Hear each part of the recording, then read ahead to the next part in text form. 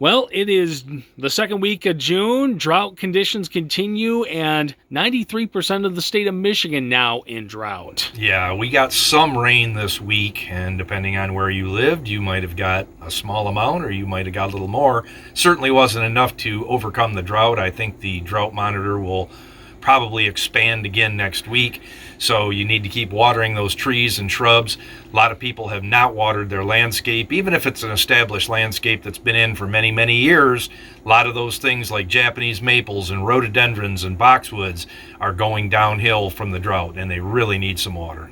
Did have a lot of questions today about watering, but there was also a couple of interesting ones about planting certain things. Somebody actually transplanted a squash and is looking for a prevalent crop this week. Yeah, they were starting to get blooms on it, and you want the blooms because squashes and melons and pumpkins, they always come out with male blossoms first. So the first 6 or 8 blossoms will always be a male blossom, which attracts the pollinizers, and then you'll start to get the female blooms, which will create your squash or melon or pumpkin.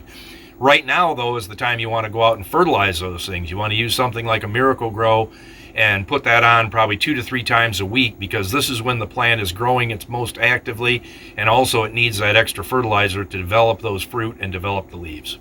Did have a question about somebody planting fruit trees, 1 apple, 1 cherry, 1 peach, but we also have to think of some things beyond that. Yeah, the problem with doing that is the apple may get pollinized by crabapple trees or other things, but cherries and peaches both need to have a pollinizer. So if you have, let's say, a Red Haven peach, you may want to plant a different variety like Reliance or Sub-Zero. With the cherry, it's the same thing. You need to have a different variety to pollinize it to do their best. The thing to remember is both cherries and peaches are very susceptible to borers, so you're going to want to get on a spray program with those because they're a fairly short-lived tree, typically 15 to 20 years tops, and if you don't spray them, eventually they're going to get a borer and die. Did have a question. It was actually a picture of barberry trees, and one was actually regressing to a different color. Yeah, barberries, the red barberries that we typically see around are actually what they call a sport off a green barberry. Somebody found a red branch on a green barberry, cut it off, and started making cuttings and creating new plants. Sometimes those sports will revert back to what they originally came from, which in this case was a green barberry, and that will never turn red again. It'll just stay green. So if that happens, you probably need to cut it out. And also a couple of questions about invasive weeds.